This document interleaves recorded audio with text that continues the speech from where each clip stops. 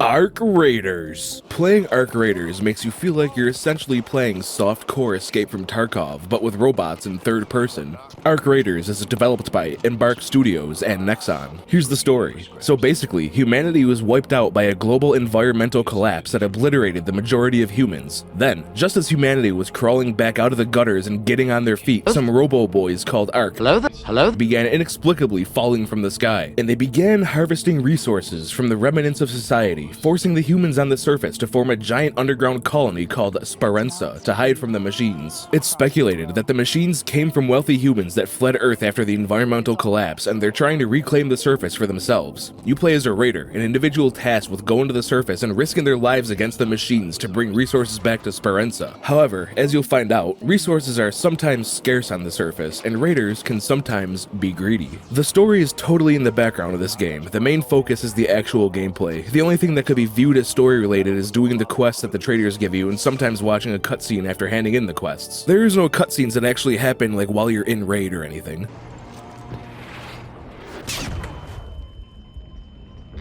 You can play Arc Raiders with a controller or mouse and keyboard. Here's the platforms you can play it on. Crossplay is available and can be turned off. Cross progression is also available using your Embark ID across all platforms. Graphics-wise, Arc Raiders looks up to AAA standards. It gives a retro-futuristic vibe, and some people call it a NASA punk aesthetic. All your gear is clunky and looks like it's been slapped together with spare parts, while the Arc robots look in pristine condition as if churned out on an assembly line. You got gorgeous views, the environment is detailed, textures like the rust on this railing are well defined and don't look flat. Nothing bad to say about the graphics. I mean, just look at the nuke exploding. For video game graphics, it looks amazing, though the nuke is probably not so amazing for the ecosystem. I get a pretty consistent 60 FPS with most settings on Epic with my 2070 Super, though when things really get hectic, it can drop a little bit. Here's the system requirements. You don't need anything crazy, just an RTX 2070 and you're slapping. Also, since Steam wants to keep it a secret, the file size on PC is about 33 gigs. A game of Arc Raiders typically goes as follows. Spend 5 to 10 minutes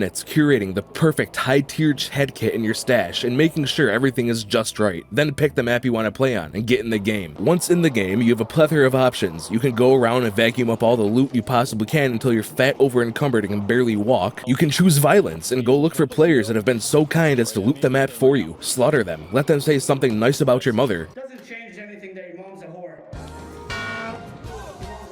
And take their loot. Or you could go the way of the rat and put hella traps down in an extract with only one zipline entrance and then wait for them to come. Hit the jolt mine that you put down and then light them up. You can do the quests that you get from the traders, which are usually just find X item, stand in X spot, or go push button. They're not very innovative, but the rewards you get are pretty decent. Or you can go arc hunting and do your part to purge the surface of the clinker menace. The goal is to build up your stash with fancy equipment, upgrade all your workbenches so you can make more fancy equipment, find blueprints to make even more fancy equipment, get XP to level up your skill tree, and then ultimately take on the most powerful enemies you can to gain even fancier equipment to eventually just become a menace to other raiders. Then, once you get bored of that, you can build a caravan to go on an expedition, which basically resets your character and gives you bonuses for your next playthrough. Here's more details about expeditions on the wiki page if you care about it. For mechanics, you can sprint. You can put away your weapon to sprint even faster. This is very important because it damn near doubles your movement speed. You can swap shoulders to corner scum. You can do a dodge roll. You can do a dodge roll while sprinting to do an even further roll. You can crouch, but not go prone, which I find to be kinda lame. You can slide your ass across the floor like a dog with irritated anal glands. You can grab ledges and pull yourself up. You can break fall roll from high jumps to not take fall damage. You can whip out your crowbar and administer corporal punishment. You can revive your teammates if they're downed. There's a bunch of equipment you can use on yourself or allies, such as healing items like bandages or shield chargers. There's many different types of grenades, such as the C4, which is like a grenade, but you decide when it goes boom. You can use different gadgets like a zipline to cross large distances quickly. You can sneak up to strong enemies, slap a time bomb on their ass, then use the photoelectric cloak to conceal yourself from them until the bomb explodes. There's deployable cover that you can deploy and then use for cover. Lure grenades will make arc enemies attack it instead of you, and there's many more. For weaponry, there are 21 unique guns that have a massive gap in usefulness, ranging from the equivalent of a linty tic-tac found in your pocket all the way up to a smartphone. The linty tic-tac of weaponry in Arc Raiders would be the Rattler, which is a full auto 10-round magazine medium ammo assault rifle. 10 rounds in full auto should tell you why it's a linty tic-tac in gun form. It is ass. But then you have the smartphone of weaponry, the Batina. With 20 rounds of full auto heavy ammo, you'll be sending your enemies to the Shadow Realm at medium to long range without having to pause to reload. This thing, especially fully upgraded, slaps, and I love it. There's 3 main ammo types in the game, light, medium, and heavy. There's others, but I'm not going to go over them right now. This is significant because some arc robots have heavy armor over their weak points, which you need heavy ammo to break. Medium or even light ammo will eventually break the armor, but it's going to be extremely inefficient and take forever. You can also upgrade guns to be better by spending your hard-earned materials. For example, upgrading the Rattler takes it from a linty tic-tac to your weapon to about the usefulness of a dental floss pick. It gets more rounds in the magazine each time you upgrade it, all the way up to having 22 rounds. Other guns get more attack speed when you upgrade them, like the Anvil, or increase attack speed along with faster reload rate, like the Apregio. Upgrading your guns makes them massively better, so do it. And of course there's the attachments for guns of different rarities that improve your guns even further. Also, if you're poor and you can't afford an actual loadout, you can opt to enter the raid with a free kit, which gives you some low tier gear just enough to defend yourself and get some loot. There are 5 main maps in Arc Raiders that you unlock as you level up, and a practice range. Each map also has a secondary mode to it that's only available at certain times, like night raids, which have better loot but more clankers. Or you've got electromagnetic stores, which cause lightning bolts to randomly strike a spot on the ground, and if you happen to be occupying that spot, you're gonna have a bad time. In the context of Tarkov, Stella Montes is essentially labs. The loot there is juicy, and people mostly just free kit in and W-key any sound they hear like the disgusting little loot goblins they are. It's a gigantic underground research facility, so the combat is typically going to be close quarters in the hallways, small rooms, and staircases, though there are some open areas that longer range might be a factor. Most of it is not. Then the other maps are set outside, and you're going to experience longer range combat, like the spaceport for example. It's in a desert, and like the other maps, has various buildings scattered throughout it that are packed with loot. There's vendors, which will sell you a whole host of equipment, medical items, weapons, etc. They will also give you quests, which I covered earlier. Do these, because they give you XP to level up your skill tree, and sometimes give you useful weapons, equipment, or blueprints that you may have not found yet. Next is the crafting system. Here's all the crafting tables. At them, you can craft various bullshit that is unlocked by default, or that you have found the blueprints in raid for. You need to hand in various resources to upgrade them to be able to craft better equipment and weapons. For example, the refinery lets you craft components that you need to craft other things. The gear bench lets you craft shields or augments. The medical lab lets you craft things to heal you. The weaponsmith lets you craft guns and attachments, etc. Shields and augments are going to be their own section. There's 3 shield types, light, medium, and heavy. Each one is stronger than the last, but medium shields reduce your move speed by 5%, and heavy shields reduce it by 15%, which is kinda huge. Augments determine what class of shield you can use, and are essentially your backpack. Additionally, they determine how many inventory spaces you have to loot, as well as how many quick slot items you can have, which can be gadgets, healing items, grenades, etc. They can also increase how many safe pouch slots you have, which lets you take items out of raid even if you die. And lastly, they have different passive effects like Combat Mark III flanking, which lets you swap to pistols or hand cannons faster, but only lets you wear a light shield. This is the skill tree, your main source of passive power. You got the survival, mobility, and conditioning branches. Mobility solely focuses on mobility and stamina regen stuff to be a quick guy, and survival has some stamina stuff and a whole lot of looting stuff. Conditioning primarily focuses on physical endurance, strength, carry weight, and recovery mechanics in combat. You level up and get to a point, you spend a point, it's a simple system. Last thing I'll talk about is the trials. They periodically refresh, and there's 5 of them.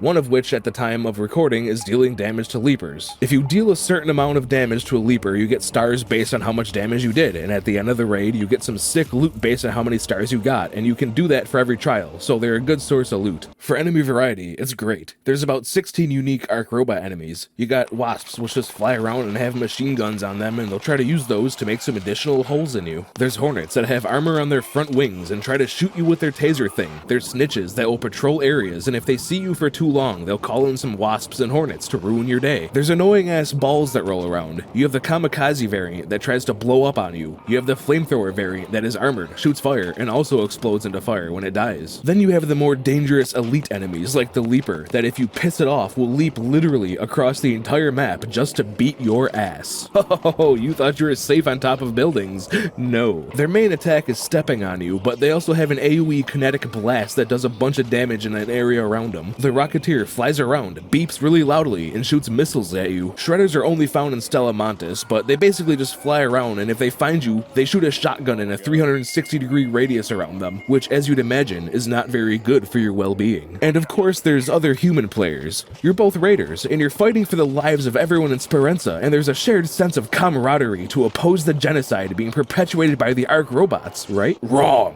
As I alluded to earlier, not all raiders are friendly. Some will just shoot you on sight. Some will will only shoot you if you're both trying to get high tier loot, but some are just friendly and will tell you to be safe or even team up with you. Then there's others that'll just outright betray you. They'll say they're friendly, but they're not really, and they'll send you packing back to Speranza when you're not looking. For multiplayer, you can play with up to 3 players in a group. You can choose to fill your squad or to not fill your squad when you queue up. The game is PvPvE, meaning you'll fight other human players and the AI arc enemies. There is potential for griefing your teammates by just stealing all the loot before they have a chance to get it, or just letting them die when they go down and looting their body. There's also proximity chat, so you can communicate with people not in your group. Just listen to this guy lovingly articulate his feelings to his opponent after being knocked down.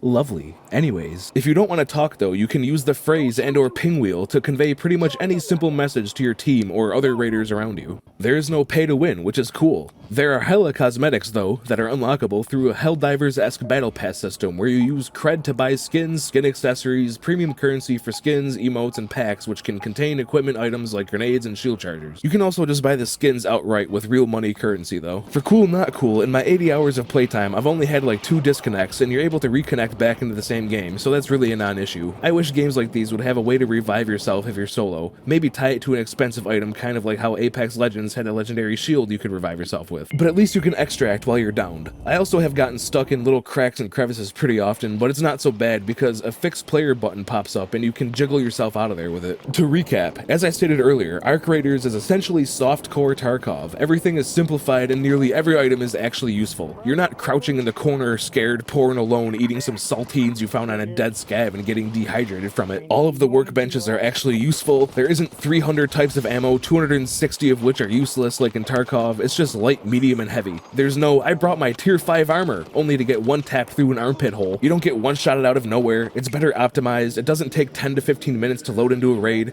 Arc Raiders basically looked at Tarkov and was like, a lot of things suck here. Let's make a game that's like Tarkov, but doesn't suck. However, it has its own niche in the extraction shooter genre. It's much faster paced than Tarkov, and I've had some pretty epic and chaotic moments in this game that I've gotten a different type of thrill from than Tarkov. On our patented 0 to 1 scale, we give this game a 0.89 out of 1. It suffers from what basically every extraction shooter suffers from, the feeling of futility. Like, yes, I'm gathering all of this stuff, but why? Only so that I can have an easier time gathering more stuff. Eventually, it'll get to a point where you've done everything and the only thing that's left to do is just PvP with super high-end loot or do an expedition to wipe your character and do it all again. It's gonna rely on the gameplay and PvP to really make people come back for more. And for me at least, there's enough there that it's gonna make me come back for a lot more for a while. If you've enjoyed this no bullshit review of Arc Raiders, please raid that like button, throw a heavy fuse grenade on that sub button, and comment something sweet or sour for us in the comments. Thank you, good night, and remember, the only good clanker is a dead clanker.